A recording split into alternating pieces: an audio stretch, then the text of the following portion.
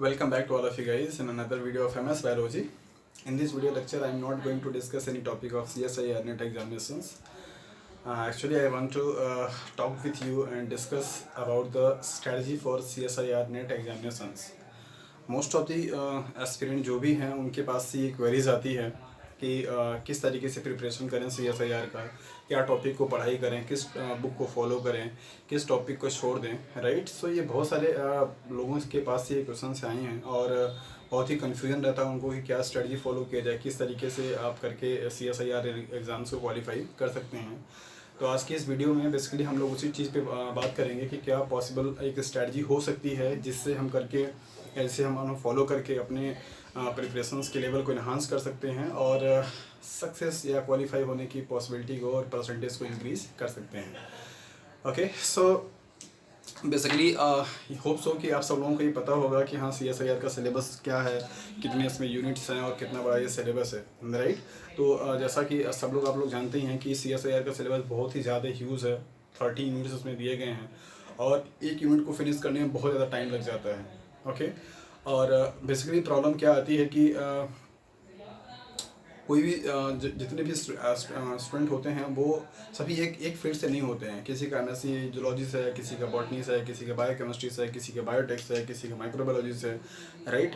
तो सबकी अपनी अपनी क्या है, कुछ लिमिटेशंस हैं। जैसे अगर हम बात करें तो जो बायोटेक का स्टूडेंट होगा उसके लिए डेवलपमेंटल बायोलॉजी का पोर्शन पढ़ना बड़ा प्रॉब्लम करता है। जो जूलॉजी का स्टूडेंट होगा उसके लिए बायोटेक का पोर्शन पढ़ना थोड़ा सा क्या करता है, प्रॉब्लम करता है। सो CSIR का जो सिलेबस इतना ह्यूज दे रखा है उसे इस तरीके से नेगेटिव लेने के बजाय आप उसे पॉजिटिव सेंस में लीजिए कि आपके पास ऑप्शंस बहुत ज़्यादा हैं, राइट।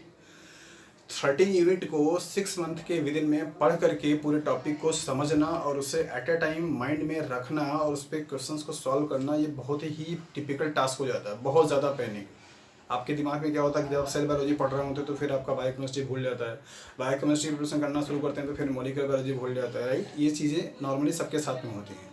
सो ज़रूरत यहाँ पे ये है कि आप उस पूरे जो ह्यूज सिलेबस है उसमें से आपको ऑप्शनली कंसाइज कर लेना है और आपको क्वालिफाई करने के लिए, जैसा कि सभी लोग जानते हैं, जो क्वालिफाई का परसेंटेज आता है वो बेसिकली 50% के अबव ही जाता है JRF के लिए। NS के लिए आप 45 से लेकर के 50 तक में रख सकते हैं। तो किसी भी आप कैटेगरी से बिलोंग करते हैं, अगर आपने 50% और 50% से प्लस में अगर स्कोर करने का टारगेट सेट कर रखा है तो आपको आसानी से नेट LS और JRF मिल सकता है, राइट। तो जैसा कि आपको पता है कि 200 मार्क्स का ये पेपर होता है CSIR का। तो अगर आपको 200 में से सिर्फ टारगेट कितना है आपका, 100 मार्क्स या 110 मार्क्स, 115 मार्क्स, ये आपका एक टारगेट पॉइंट है। इतने ही सेट को या इतने ही नंबर को आपको अचीव करना है इतने ह्यूज सिलेबस के पेपर में से या सिलेबस में से। आपको उसके लिए करना क्या है कि आपको 13 यूनिट पूरा कंप्लीटली तैयार करने की ज़रूरत नहीं है, राइट। आप अगर पूरा तैयार करने की कोशिश करेंगे तो उसमें प्रॉब्लम यही आएगा कि आपके पास टाइम की शॉर्टेज पड़ जाएगी और साथ साथ आप उन सारी चीज़ों को पढ़ने को तो पढ़ लेंगे लेकिन उसको एक साथ ही माइंड में आप रख नहीं पाएंगे और उसे इम्प्लीमेंट नहीं कर पाएंगे। सो जो भी स्टूडेंट जिस भी बैकग्राउंड से है, उनका जो भी कंफर्ट जोन है या जिस चीज़ को अच्छे से मास्टर डिग्री में उन्होंने पढ़ रखा है, कुछ लोग यहाँ पे ऐसे भी होंगे जो कि MSc कर रहे होंगे, कुछ लोग ऐसे भी होंगे जो कि MSc पास आउट होंगे, कुछ लोग ऐसे भी होंगे जो कि PhD कर रहे होंगे, राइट। तो जो भी आपका कंफर्ट पेपर है, कंफर्ट जोन है, उस 13 यूनिट में से आपको सिर्फ और सिर्फ 6 से 7 मिनट क्या करना है, प्रिपेयर करना है। तो आपके पास ऑप्शन है, आप चूज कर लीजिए।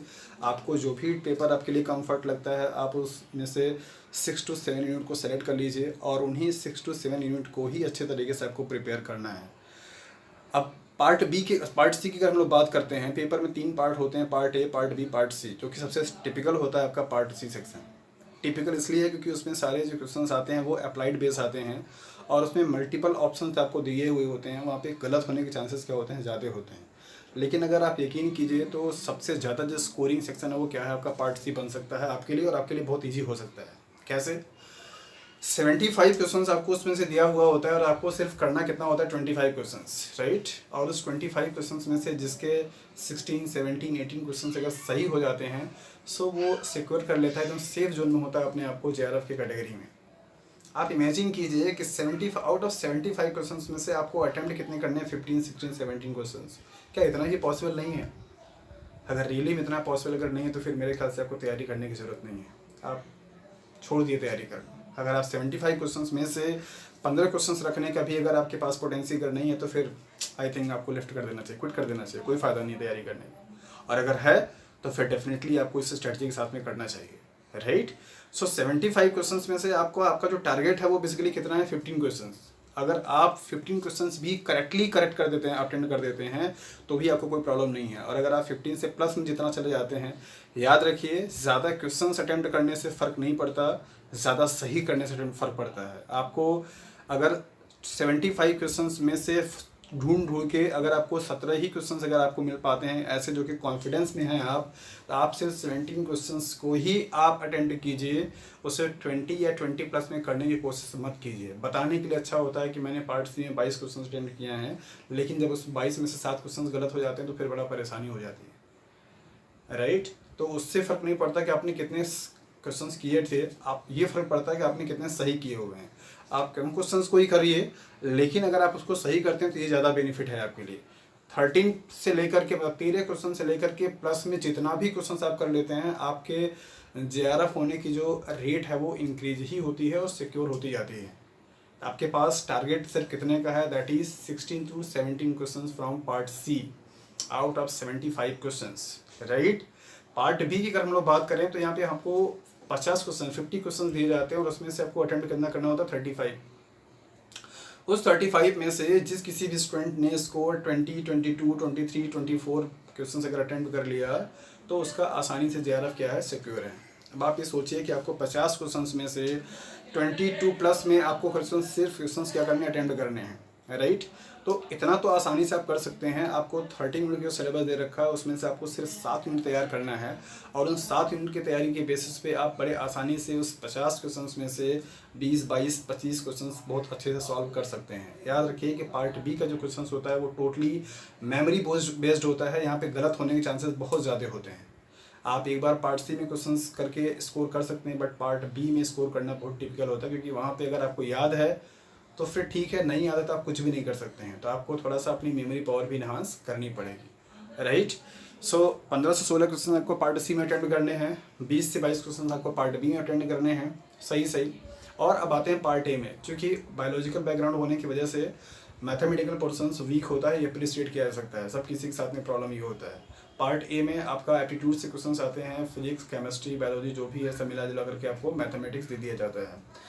20 क्वेश्चंस यहाँ पे दिए हुए होते हैं और आपको 15 अटेंड करना होता है। उन 15 में से अगर आप 5 प्लस जो भी क्वेश्चंस कर देते हैं, 6 to 7, 6, 7, 8, 9 जो भी है, गलत होने के चांसेस नहीं होने चाहिए। आप 5 क्वेश्चन ही कीजिए लेकिन सही कीजिए, वो आपके लिए ज़्यादा बेहतर है, राइट। अगर आप नो डाउट, अगर नो प्रॉब्लम, अगर आपके सिर्फ 5 क्वेश्चन ही अगर 20 में से आते हैं तो आप उतने ही अटेंड करके छोड़ दीजिए, कोई दिक्कत नहीं है। लेकिन अगर आप गलत करते हैं तो फिर वो आपके लिए प्रॉब्लम कर जाता है। तो आपको टोटल जो 200 मार्क्स का पेपर दे रखा है उसमें से आपको करने ही कितने हैं, आपको 15 से 16 क्वेश्चंस करना है पार्ट सी में, 20 से 22 क्वेश्चंस करने हैं पार्ट बी में, 5 से 7 क्वेश्चन आपको करने किसमें, पार्ट ए में। ये आपका एक टारगेट है पूरे पेपर के दौरान में। 3 घंटे का टाइम रहेगा आपके लिए और आपको पूरे पेपर में से सेलेक्ट करके आपको सिर्फ इतने क्वेश्चन अटेम्प्ट करना है। ज़्यादा वहाँ पे अपने आप को वो दिखाने की ज़रूरत नहीं है। आपके पास एक बार CSIR नेट JRF हो जाएगा, फिर लाइफ पड़ी है आगे, आप आसानी से अपने नॉलेज को और इन्हांस करते रहना। आगे के जो स्टेप होंगे वो बेसिकली नॉलेज इन्हांस करने के लिए होंगे। आप जैसा कि आप सबको पता होगा कि आप नेट क्वालिफाई करने के बाद आपके पास 2 पाथवे होते हैं, या तो आप अपने आप को रिसर्च फील्ड में ले जाना चाहते हैं, PhD इनरोल कराते हैं, या फिर आप किसी भी प्राइवेट इंस्टीट्यूट में जाकर के असिस्टेंट प्रोफेसर की पोस्ट पे टीचिंग करते हैं। तो जो भी पोस्ट आपको आगे मिलने वाली है वो आपके लिए बहुत ही लायबल होगा, बहुत रिस्पॉन्सिबिलिटी वाला होगा, आपको अच्छे से पढ़ाई ही करना होगा, ठीक है। एक चीज़ याद रखें कि आप एक नेशनल एंट्रेंस एग्ज़ाम के पार्टिसिपेंट्स होने जा रहे हैं, तो आपको शॉर्टकट तरीके की ज़रूरत नहीं होनी चाहिए। आपको प्लीज़ आपको मेहनत करना पड़ेगा, आपके पास अच्छे से बुक्स का कलेक्शन होना चाहिए और आपको अच्छे से स्टडी करना ही पड़ेगा। सिर्फ यूट्यूब के वीडियो देख करके काम नहीं चलने वाला है, राइट। एग्ज़ाम्स को क्वालिफाई करने के लिए 2-3 बातों का बहुत बड़ा इंपॉर्टेंस होता है। पहला तो ये कि जिस चीज़ की आप प्रिपरेशन कर रहे हैं उसके लिए आपके पास जो स्टडी मटेरियल है उसका कंटेंट कितना स्टैंडर्ड है। जैसे अगर हम बात करें CSIR की, तो आपको पता होगा कि CSIR के प्रिपरेशन के लिए हमेशा रिकमेंड किया जाता है कि आप फॉरेन राइटर की जो बुक है, रेफरेंस बुक, उनको फॉलो कीजिए, क्योंकि जो स्टैंडर्ड होता है क्वेश्चंस का वो उन्हीं बुक से सॉल्व हो पाता है। तो ये बहुत इंपॉर्टेंट मैटर करता है कि आपके पास स्टडी मटेरियल कैसा है। आप पता लगा 6 घंटे आप किसी बुक में दे रहे हैं और उस बुक का स्टैंडर्ड ऐसा, उससे कोई क्वेश्चन अटेम्प्ट ही नहीं हो पाता है, तो फिर कोई फ़ायदा नहीं है, फिर वेस्ट ऑफ टाइम है, राइट। तो यहाँ पे आर्ट्स डिपेंड नहीं करता कि आप 18 घंटे 20 घंटे 22 घंटे या 10 घंटे पढ़ाई करते हैं। जो पढ़ाई आप कर रहे हैं वो कितना क्वांटिटेटिव है, कितना क्वालिटी वाला है, ये ज़्यादा इंपॉर्टेंट आने लगता है। आपके पास रेफरेंस बुक होनी चाहिए, जैसा कि आप कहीं से भी सर्च कर सकते हैं, यूट्यूब से, फेसबुक, मतलब कहीं से भी आप सर्च कर सकते हैं, गूगल से कि इंपॉर्टेंट बुक क्या है, कौन कौन से बुक हैं। आप उन बुक्स को कलेक्शन कर लीजिए। आपको 6 से 7 यूनिट आपको तैयार करना है, ये आपके पास दिमाग में होना चाहिए। आपको उस पर अच्छे से पढ़ाई कर लेना है। आपको कितने क्वेश्चंस करने हैं ये आपके दिमाग में बना सेट होना चाहिए कि आपको इतने क्वेश्चंस करने हैं, आप कितने नंबर आपके स्कोर CSIR में करना है, राइट। टॉपिक सिलेक्शन हो जाने के बाद आपको जो पढ़ने का पैटर्न है वो किस तरीके से आपको करना है, आपको पढ़ाई करने के लिए और आपका जो स्ट्रैटेजी होगा उस पर बात करना बहुत ज़रूरी है, राइट। सबसे पहली चीज़ तो ये कि आप 2 से 3 साल के पेपर को थोड़ी आप एक बार सॉल्व कीजिए। आप ये देखिए कि आप बगैर प्रिपरेशन किए, आप जिस किसी भी स्टेज पे हैं, MSc हैं, MSc पास आउट हैं, PhD हैं, जिस किसी भी स्टेज पे हैं, आप ये देखिए कि बगैर आप प्रिपरेशन किए इनिशियली आपकी क्या कंडीशन है, कितने क्वेश्चंस आप करेक्टली अटेंड कर पा रहे हैं CSIR के पेपर से, राइट। और पेपर सॉल्व करने से आपको यही पता चल जाएगा कि कौन से टॉपिक या कौन से सेक्शन ऐसे हैं पूरे सिलेबस से जो कि रेगुलरली हर बार के क्वेश्चन पेपर में क्या कहते हैं पूछे जाते हैं। आप ऐसे टॉपिक की एक लिस्ट बनाइए और सबसे पहले आप उनको ही पढ़ना स्टार्ट कीजिए, जो कि मोस्ट इंपॉर्टेंट टॉपिक है। जैसे अगर मैं बात करूं तो CSIR के लिए बेसिकली TI जो प्लाज्मिड है, दैट इज वीरजिन का जो कॉन्सेप्ट है वो पेटेंट हो चुका है, वो हमेशा पूछा जाता है। डेवलपमेंटल बायोलॉजी की बात करें तो वल्वा डेवलपमेंट प्रोडक्शन का हमेशा क्वेश्चन पूछा जाता है। ABC जो मॉडल है फ्लावरिंग का वो पूछा जाता है। तो कुछ ऐसे टॉपिक हैं। सेल बायोलॉजी की बात करें तो गोल्गी बॉडी और एंडोप्लाज्मिक रेटिकुलम के जो फंक्शंस है वो हमेशा पूछे जाते हैं, क्या होता है, कैसे होता है। मॉलिक्यूलर की बात करें तो प्रोटीन ट्रांसलेशंस की बात करता है, पोस्ट ट्रांसलेशनल मॉडिफिकेशंस की बातें होती है, RNA प्रोसेसिंग की बात होती है, ट्रांसक्रिप्शंस की बात होती है, रेप्लिकेशंस की बात होती है। तो कुछ टॉपिक ऐसे हैं जो कि जिसे आप स्कैप आउट नहीं कर सकते हैं। आप किसी भी सेक्शन से आते हैं, आपको ये पढ़ना ही पड़ेगा, आपको ये तैयार अच्छे से करना ही पड़ेगा, क्योंकि इनसे क्वेश्चंस हमेशा पूछे ही जाते हैं, ओके। तो आपको लिस्ट बनाने के बाद फिर इसके बाद करना क्या है कि आपको 1 बाय 1 उन टॉपिक को क्या करना है, तैयार करना है। तैयार करने का तरीका क्या होगा कि आप पहले उस टॉपिक को बहुत अच्छे तरीके से थॉरली किसी जो भी आपके पास मटेरियल उसे आप पढ़िए। पढ़ने के बाद आप उसको शॉर्ट नोट्स बनाइए अपने हैंड से उस बुक में से, क्योंकि बुक में लिखी हुई सारी चीज़ें आपके काम की नहीं होती है। क्वेश्चन जहाँ से पूछे जाते हैं वो बहुत माइनर चीज़ होती है, और ये आपको आइडिया तभी लगेगा जब आप क्वेश्चन पेपर को सॉल्व करेंगे, तभी समझ में आएगा कि अच्छा किस टॉपिक को आपको छोड़ना है और किस टॉपिक को आपको क्या करना है, पढ़ना है। मोस्ट ऑफ द टाइम पे होता क्या है कि हम वही चीज़ को, उसी पॉइंट को छोड़ देते हैं उस टॉपिक से जहाँ से पेपर में क्वेश्चंस बनाए जाते हैं। तो आप क्वेश्चंस को बनाएंगे, सॉल्व करेंगे, तब पता चलेगा आपको कि हाँ इस टॉपिक को छोड़ना नहीं, पढ़ना है, राइट। तो क्वेश्चन सॉल्व करना बहुत ही ज़रूरी है, और आपको नोट्स भी बनाना बहुत ज़रूरी है। इसके बाद उसी टॉपिक से कम मिनिमम 50 क्वेश्चन आपको लास्ट ईयर में जो CSIR में पूछे जा चुके हैं, या CSIR के बेस्ड पे जो भी मॉडल पेपर आपके पास है उससे आप उसको सॉल्व कर सकते हैं। तो हर टॉपिक से मिनिमम 50 क्वेश्चन आपको सॉल्व करना है। जब आप इसे सॉल्व करेंगे तब आपको पता चलेगा कि हाँ आपके माइंड में जो कॉन्सेप्ट है अब वो कितना बिल्डअप हो चुका है। याद रखिए, किसी भी चीज़ को अपने माइंड पे कंसंट्रेट कराने के लिए, अपने माइंड पे उसे मेमोराइज कराने के लिए उन चीज़ को बार बार आपको क्या करना होता है, देखना पड़ता है, रिकॉल करना पड़ता है। तो जितनी बार आप रिकॉल करेंगे, जितनी बार एक ही टॉपिक से रिलेटेड क्वेश्चंस को आप सॉल्व करेंगे, उतनी बार आपके माइंड में क्या होगा, कॉन्सेप्ट को क्या होगा, बिल्डअप होगा। आप ऐसा करके देख लिए, यकीन मानिए मेरा विश्वास है कि आप एक हफ्ते में देखेंगे कि आपकी पढ़ाई के जो स्टैंडर्ड है वो काफ़ी ज़्यादा इंक्रीज़ कर चुका है। आप एक पूरे दिन भर में एक ही टॉपिक पढ़िए, कोई फ़र्क नहीं पड़ता। आप उस एक टॉपिक को पढ़िए, उसका नोट्स बनाइए, और इवनिंग के टाइम पे रात में सोने से पहले आप उससे रिगार्डिंग 10 से 20-50 क्वेश्चन को आप सॉल्व कीजिए, और आप देखिए कि आप उसमें कितने question. Keep in mind, recalling is the best way to imprint anything else in our mind. So that's all about the strategy for CSIR NET examinations. How to prepare, what to read, what to not read, right? All these things are discussed here in this video. Hope so it will help you. And if you like this video, so please hit the like button and share to your friends, because sharing is the caring.